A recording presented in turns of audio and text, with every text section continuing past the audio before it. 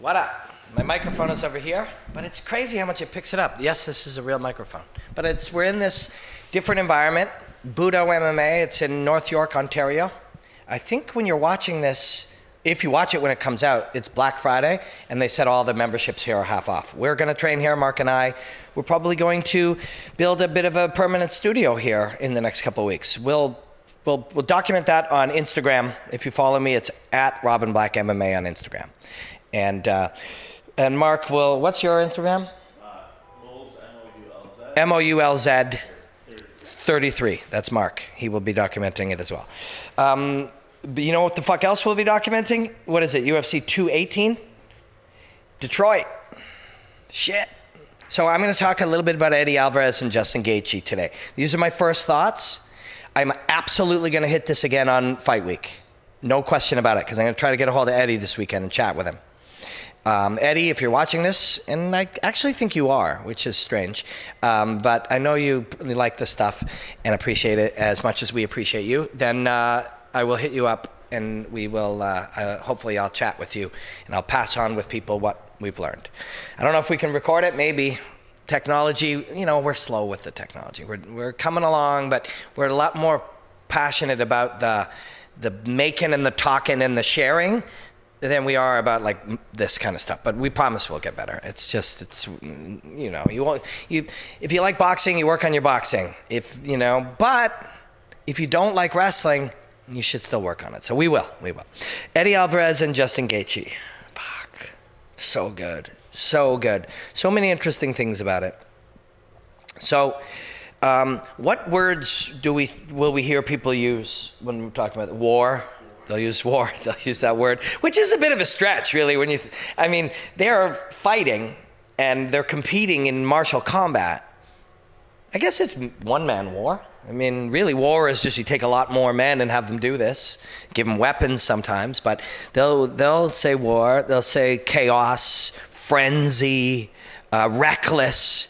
People will say, brawl. Yeah, people will say, it's going to be a brawl. Fireworks. They'll say fireworks. And is that true? Does that need to be true? Does that need to be so? And we'll talk about, I'm going to try to catch up with these guys. We're going to be in Detroit, and we'll set up at a bar or a restaurant at the Fighter Hotel, and we'll try to chat with them. They're busy and focused and losing weight and stuff. But for Justin Gaethje, he will shoot a takedown at some point in his life. We've seen it a few times, but he has a lot of different things he can do. He's a brilliant fighter. But there's something, so there's a book called Anti-Fragile. And it talks about the idea that anti-fragility is not the opposite of, so robustness or toughness is not the opposite of fragility. Anti-fragility is. That actually, and this is, you see this in systems, and there's a number of different places you will see this phenomenon. But basically when dealing with fear or pain or pressure or conflict or trauma or whatever, some of us, it toughens us, and some of us actually become more able to tolerate it later. And in Justin Gaethje's case, he thrives in it. He isn't able to handle chaos and madness and all of these things that we see in that style of fight. It's better for him. He doesn't just do well in it or manage it. He performs better in that chaotic, what we see as chaos. Eddie has at different times in his life as well. And some of his best performances, the great Eddie performances, the vintage Eddie performances. And we were talking about this with Periscope, with my friends on Periscope, and with Mark just before. This shouldn't bother me. I'm a person with like my own life. I have family. I have a wife, and I have friends, and I have a business, and I should be too busy to be bothered by this, but I am. It deeply bothers me that people don't realize how special Eddie Alvarez is and how lucky we are as people who draw inspiration and get joy from combat and martial arts, how lucky we are to have been living in an era that this man fights. That truly deeply bothers me. It's weird that it does, but it does. It does. Eddie Alvarez, Justin Gaethje as well. These are the rarest of the rarest of the rarest examples of human greatness. Do you know what I'm saying? Like, we live in a world where we have access to so many beautiful and incredible things, the greatest food that humanity has ever tasted. We have more entertainment in, can you see my phone here? Yes. You have more entertainment in this thing than most people would have ever been exposed to in a lifetime. And still in places in planet Earth are, and in the history of all of humanity. Nobody has lived as well as us. Nobody has had as much pleasure and as much things. So we do not appreciate what we have. All of us. Every one of us, even those of us who say, hey, I don't think we appreciate it. We can't appreciate it because we only have the life we have. We only have the experience that we have. We've never been an Egyptian in the times of ancient Egypt. We've never been in a war-torn country when the Moors invaded and took our families. We've never been that, so we can't compare it. We live in a time where these two brilliant examples of human greatness will train their entire lifetime and shape their bodies and their minds and their ability to physically do things and experience things. They will prepare, and then they will walk down in front of us into a cage where we will point, and then for the UFC case, I think it's 40, 50 cameras at them, so that we may see from every angle these examples of brilliance of humankind. Combat, being asked to push themselves through the fire, moments of hopefully moments of strategic brilliance. Less so, the weird thing, and I know I'm all over the place, that's just the nature of how I think about these things. In Justin Gaethje's case, what you see as throwing caution to the wind actually, I believe, increases his chances of victory because he puts himself into an environment in which he is great. Do you know what I'm saying? The night that he doesn't fight this way, there's no guarantee that he will perform that well. Eddie did accomplish that against Gilbert Melendez and against Showtime Pettis. He accomplished taking himself out of that type of primal aggression, trading punches, brawling, you know, those things, those terms that we give it. What's actually happening? They're reaching into a primal area of their brain. And I don't take that lightly. Don't think I'm just saying that metaphorically. Part of your brain has been there and is a primal part of the organ of the brain and the nervous system. And that area of the brain, they're actually accessing it. Fucking Gilbert does it too. You know, Gilbert versus Diego Sanchez, they're doing it. And why do we freak out? You hear like screaming, right? So I know there's a lot to talk about in this fight. We could talk about, you know, how and why Justin puts together punching combinations and stuff. Let me do that Monday. So right now I'm just marking out. I'm just fucking marking out over this. So just please stay with me. This is a joy for me. So we watch that and we hear the crowd like fucking go, right? You can see it in your mind right now. You see Gilbert and Diego just heads down throwing. You see Justin Gaethje and every single person he's ever fought doing that. You see Eddie at times of his life, and if you go back and you put in Robin Black, Sapp-Alvarez scale, you can go back, I'd be honored if you would, and look at I've done 3 or 4 looks at the Sapp-Alvarez scale. What is it? I put on the X and Y axis, I put 2 attributes that are an aspect of this style of fighting. Your willingness and ability to tolerate extreme suffering, you know, and risk management, how much risk you're willing to take and how you're willing to take it. And I put on the very top end of that, I put Eddie Alvarez, because during his peak, nobody ever fought with that level of sacrifice, that level of, it was a journey to experience that. It wasn't just, he was experiencing something. He was experiencing fighting in a very, very different way than George St. Pierre experiences fighting. And in the moments when George took out Mike Bisping, George had a taste of that. George had a taste of it, and I'll tell you why. Because when the blood filled his face, the risk assessment George, which is George, that is who he is, that is what he is a risk-reward assessor. He'll talk about it at length. I did a documentary with TSN. I think it's on Fight Pass. It's probably also on tsn.ca. I spent weeks with George. I've got to know George over the last decade. I've studied him a great deal. And it's not a secret. This isn't some theory of mine. Fucking talk to George for 20 minutes. Talk to anybody who's ever worked with George. His entire life, not just fighting, his entire life is a risk-reward assessment.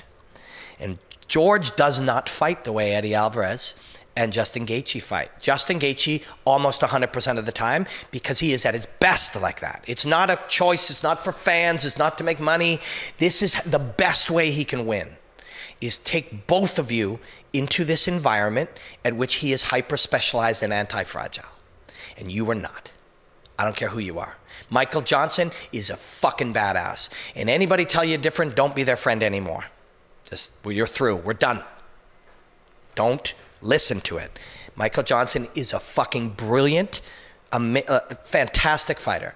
And I know this not only as somebody who's watched and analyzed him, but as somebody who's spent a ton of time talking to people, his training partners and coaches, more than one coach, about him. He's special. But he hasn't lived all of his experience in that environment, in this environment of pure visceral chaos. And so he can only handle it to the degree that he can handle it. If you play bass, you develop calluses on your fingers. That's what Justin Gaethje has developed on his psyche. He has developed calluses. You don't have them, or you have them lighter, or you have them a bit, or yours are still developing, or your callus is somewhat there. His are fucking rocks. The emotional callus that he has in that, the callus against chaos, he thrives in it. And the rest of us don't live every moment in it. Eddie has lived in that. So Eddie and him can fight that way. They can, we'll love it. Oh, I was saying, why do we love it? Why do we hear the audience go? So the vagus nerve, which I believe is VAGAS. If you Google, and Google will fucking bring you a lot of things. It'll also find you things, untruths, so you have to look through it. And you look at what the vagus nerve is in us, what it feels like and how it is stimulated and how it responds to a certain way. When we see people suffer, when we watch, and I don't have the exact thing here. If I had it, I would pull it up. So please forgive me for my paraphrasing. When we watch a particular type of people suffering through hard work and sacrifice or pain, it stimulates in our bodies. We feel it. We can, which is why people say the hairs on the back of my neck stood up. What a fucking weird thing to say about watching a fight. Wouldn't you agree? Isn't that a weird fucking thing to say? You feel something weird. It's not. It's real. It's biochemical reaction to watching this. So it isn't like, there are times where like, well, that wasn't very exciting. What's happening is, for a great deal of people, the only stimulation they get now is that level. It's like, if you watched only softcore porn your whole life, and then one day, and you'd eventually get an appreciation for Playboy, like we did back in the day. Right? We'd still appreciate that. You'd learn that there was beauty in it, right? But if all you ever did was get some crazy ass extreme porn and that was your shit, you'd look back and go, I don't get it. They're not doing anything crazy, right? I know porn is a weird example to use, but it's obvious. Sugar. And I'm trying to think of anything that gives you that reaction. So when I was a kid, I'm old, you would eat a little bit of sugar and it was fucking tasty. And you ever have, I think I've just found the perfect analogy. You go to your grandparents' place and they give you some candies. You ever have candies at your grandparents' place? It's shit, right? Why do they have such shitty candies? Because back then that was just called candies. Right? It was candy, it was tasty. These are fucking great. But you grew up on insane candies. Everything's so sugary, everything's so full of flavor. It's got so much that now when you taste this, you're like, that's nothing. If you understand or fall in love with the art of fighting, this vagus nerve stimulation of watching this is a beautiful extra, an occasional extra. But if all you feel is that, and when you watch, intelligent, brilliant, tactical fighting, you don't feel that, you're just sitting around going, I need my fucking nerves stimulated again. This ain't doing it. I need to feel the hair stand up on the back of my neck. Weird thing to say, right? Hair standing up on the back of your neck, but it's that kind of feeling. You feel it. It's a nerve fucking being stimulated. So we watch it, and why? Because there's something alive about it. It isn't the same thing. Fighting is in and of itself a tactical, something done that should be, and to train somebody to do it is done in peace and calm. The brain of the fighter is not experiencing what we experience, when somebody goes to throw a punch at you and you're crazy and you're mad and it's freaking out and it's happening so fast, that's not what it is. They're operating in a state of mental calm. But these guys are operating in a different physiological state, their brain chemistry is different. If you were to be able to look at what was happening in the brain of Justin Gaethje or Eddie Alvarez when he is Sap Alvarez 10-10, it is not the same thing happening in the brain of George St. Pierre. Oh yeah, and I was going to tell you why George did that. George, as the risk assessor, in that moment comes up and his face is full of blood, and he would have seen more risk, and he saw more risk in letting the round end than in going for it and actually taking the risk that he normally doesn't take. Thought it was riskier to not take risks there, because at the end of that round he'll go back in and the doctor will shine a light in his face and the doctor will go like this, and then that'll be the end and George loses. And if he believes that it's riskier to not open up, that's when he'll open up. It's a simple risk assessment that's happening in George St. Pierre's brain. So he opens up. Why is it risky to do? Hey, look, you knocked him out. You should do that all the time. No, it's risky because it doesn't matter that he knocked him out. The reality was him and Mike had a 55-45% chance one way or the other, one side or the other, who knows which, at different moments, both 60-40, 55-45 chance of really fucking hurting and or knocking out or dropping the other. Normally George fights, so he's got a 90-10. 90% chance, I'm good. That's how George fucking fights, because he's smart. And so you would have watched his brain chemistry allow him to fight like Justin Gaethje or Eddie Alvarez in that moment. Eddie is this unique individual who has found a gear where he can change, and he has. Those examples that took him to the title, and he won it. Eddie Alvarez was the fucking UFC champion, and he's been fucking every other kind of champion. You probably know he was the Bellator champion, but go back and look. I don't even know. Dream and fucking everything. Dude's probably got 5 world title belts in his house. And go back and watch those fights. That's what I was saying. It makes me sad if you don't know how special Eddie Alvarez is. You live in a time of such plentiful entertainment that a special human being capable, getting the chance to see that. Like, some people see Celine Dion sing, and they're like, wow, we're so fortunate to live in a time where we could hear this woman sing. I don't give a fuck. Although there's been the odd one where my wife was like, hey, look at this. And you're like, holy fuck, okay, I see it. But if you like martial arts and if you value combat, Eddie Alvarez and Justin Gaethje were lucky to live in a time where they're fighting each other. And what will be fascinating, we'll come back to it Monday. I'll go deeper into less stuff about who they are and why they are this way in their brains and their passion to fight and chaos. And I'll try to reel it in a little bit on Monday. But the real thing it's going to come down to, Eddie says he fights his best when he's not thinking. That is true. I remember saying something. I was chatting with my buddy Luke Thomas in New York, and he asked me, and I said, the thing about Rose is the state of performance. Performance is a word we sometimes use to say, oh, that was a great performance. And we think it means great job fighting or great job singing or great job doing a podcast or whatever. But performance, the ability to freely perform, is a separate skill, attribute, measurable quality than the thing you're performing. Do you know what I mean? Please, if you only take one thing away from my insane ramblings today, take that idea. You singing or speaking or, doing your job or, making out with your girlfriend or whatever, eating, cooking, whatever, that thing and your ability to get optimum performance are separate things. Fighting, how you fight, what you throw, how you punch and how you kick, and how you're able to allow a free performance are different things. A punch is a thing you physically throw. Performance, the state of optimum performance, is a mental thing that allows you to throw your best punch. You're scared, you're frightened, you're biting down too much, you're trying too hard, all of a sudden you punch badly, or you relax, you're in a state of optimum performance, you're smooth, you're calm. Those are different things. I was talking about that with Luke. I'm like, if and when Rose can get the best performance out of herself, out of her ability to be free, she will be able to beat anybody. But she doesn't always do that. Fucking Justin Gaethje always does that. So far.